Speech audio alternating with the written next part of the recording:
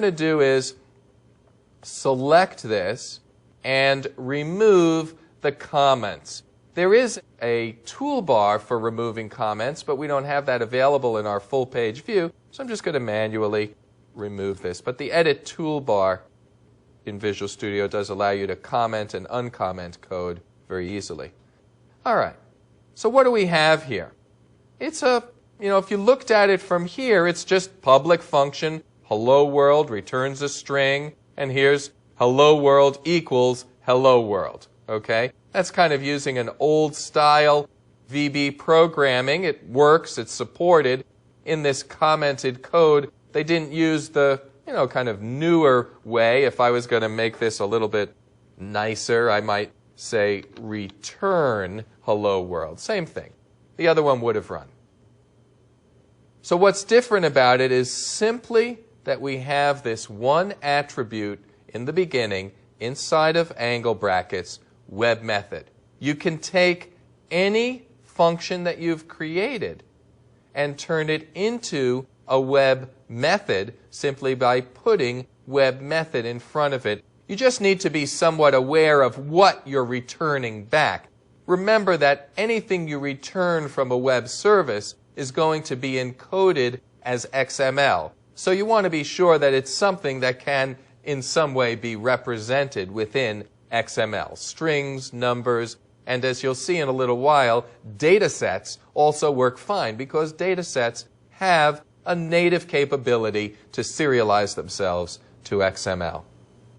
So this is our web method. It's very easy to write. It's very easy to understand what's going on. Let's test it out.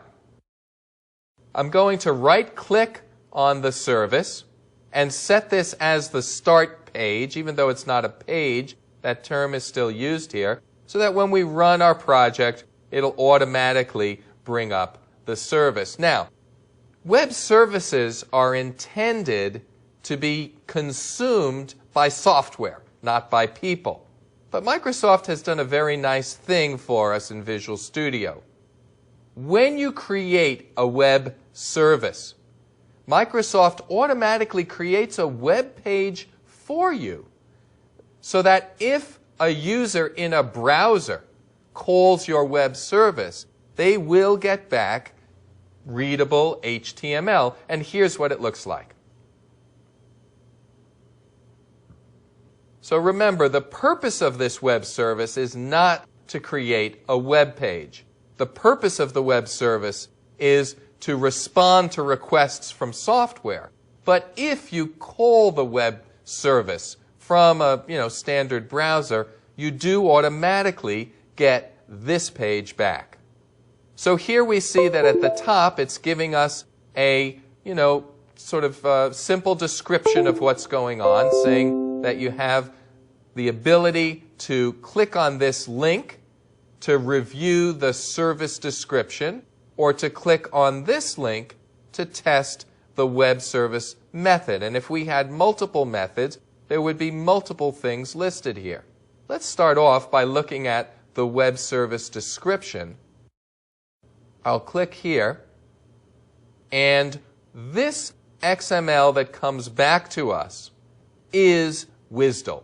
Notice the URL that was automatically created, that link that I clicked on. It's our web service $WSDL.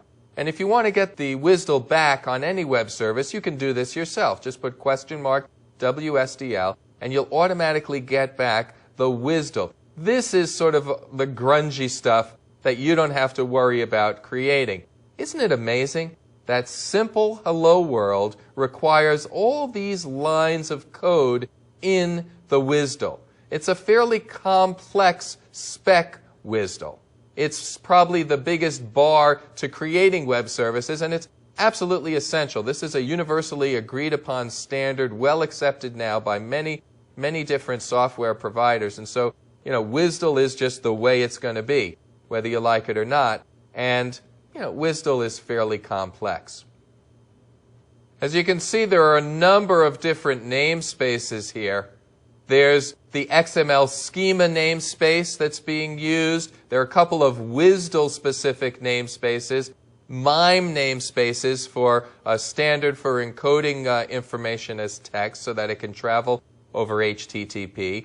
We have SOAP and this XML soap.org WSDL. And then there's one here called TempURI.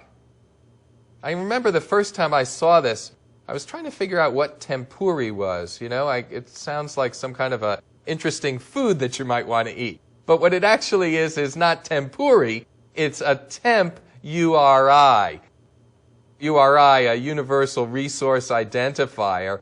And so this is just a sort of placeholder where you would put your actual target namespace. In other words, if we were Northwind, then instead of tempuri or TempURI, you would have something like www.northwind.com here, or northwind.com/services, or whatever target namespace you wanted to use for providing your web service.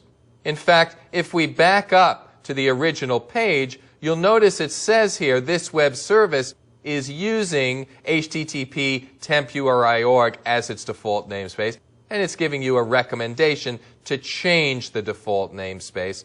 And I'll show you how to do that right now.